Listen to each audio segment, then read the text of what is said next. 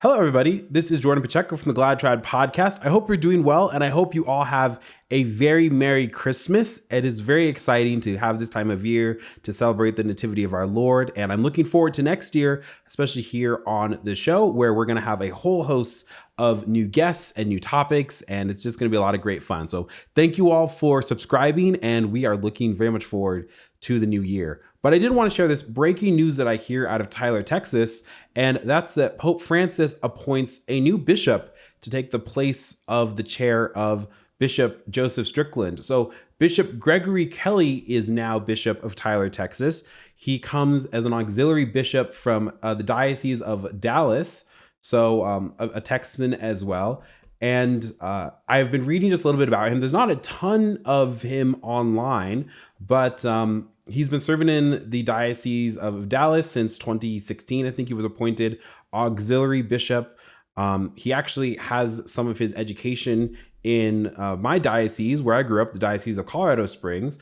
And I saw an interview with him online, and I don't know what to make of him yet, but obviously, for those who are in the loop, right, Bishop Strickland was removed a little over a year ago.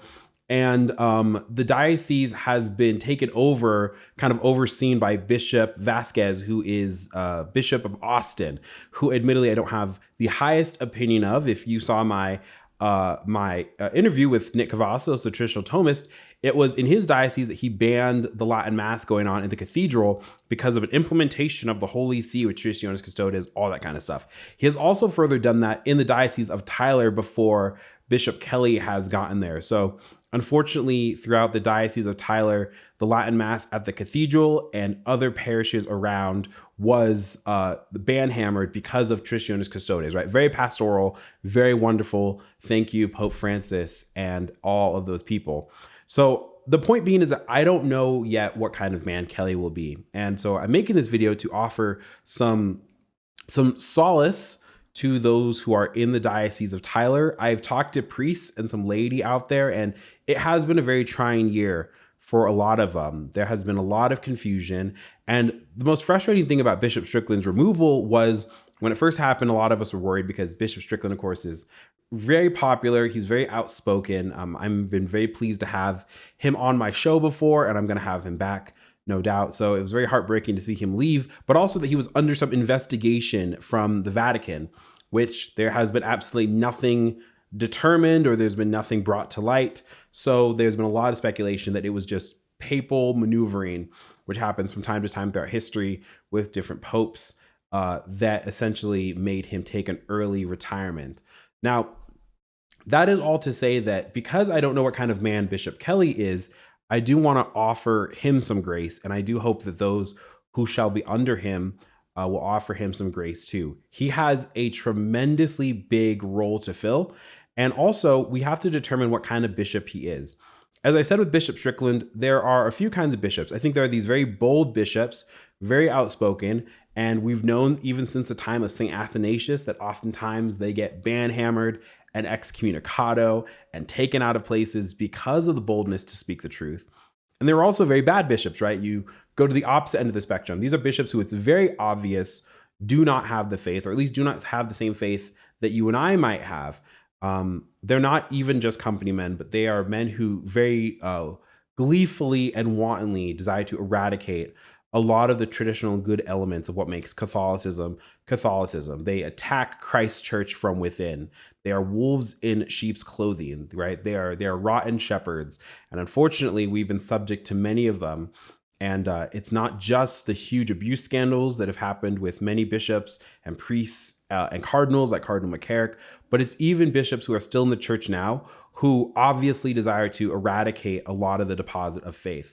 I will be very overt now and to read Cardinal Supich's letter talking about how communion should be taken standing and on the hand, right? It should not be kneeling and on the tongue, and this is why, blah, blah, blah. It just reeks of that sort of very pompous, arrogant, and I think very anti-Catholic sort of rhetoric that really does tear down the tradition of the church. I'm not judging the soul of Cardinal Supich, although I pray for it quite fervently, but it's just very unfortunate, right, to expel orders, good traditional orders from your diocese for doing nothing except existing.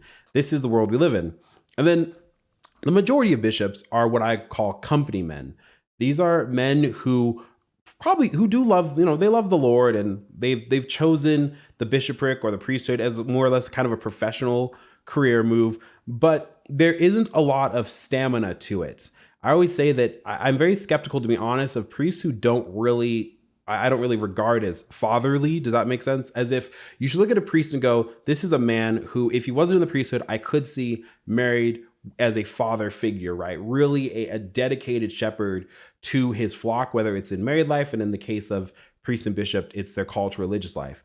And these are the kind of priests or bishops who they'll come out and they'll make some sort of statement about pro-life, and they'll be good about that. They talk about the rosary from time to time, but also they have no problem dressing in their plain clothes when the bishops have their annual USCCB meeting at a Marriott or something instead of a monastery, because that's kind of the state of American Catholicism. Someone thought that was a good idea down the road. These are bishops who kind of just see which way the wind blows and mostly keep to themselves and are not particularly strong, right? They're replaced.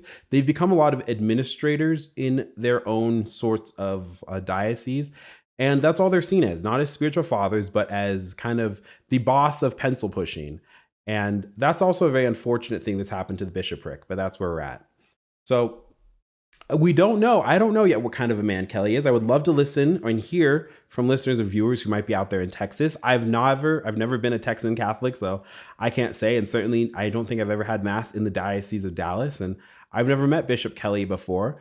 But what I really am hoping is that from an interview that I watched from him, he does have this desire to really get to understand and know the Diocese of Tyler, which land area is bigger than the Diocese of Dallas, and hopefully to be a very good listening rod for his people, not just to do the automaton will of popes and others and councils that might be far away, but to really actually just be a very good father to his flock. And I also hope that he'll be very, very kind, even if it's on the private side, to Bishop Strickland as well, who still lives in Tyler. That's where he grew up even.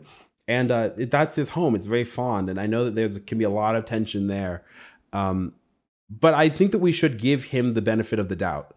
From what I've read, from what I've listened with him, I do think he's a listening bishop, and not in that roll your eyes listening church kind of way. I do get a sense that there is a little bit of a spirituality there. And I'm hoping that proves itself. I would hate for Tyler to have a company man bishop or bad bishop, more so than they've already suffered this year. I mean, there are some things going on in that diocese now that even I know that are just terribly unfortunate. And we should definitely pray for our brothers and sisters out there. It's a really trying time, friends. And the hope that I'm hoping with the new year is this. We have witnessed a lot of despotism inside the church, just as we've witnessed despotism in the state. The whole of culture, secular and religious, is just kind of rotten. And it's up to you and me, through a life of prayer and sacramental grace and a proper understanding of obedience, to kind of help restore the glory of the church. Of course, God will take that. It is his bride, and it's God ultimately who will do this, but we, of course, could be instruments of his will. And one thing we have to remember, though, is that we have to be able to give grace to peoples who have a lot of their own duties that they need to fulfill. This is with the case of Bishop Kelly here.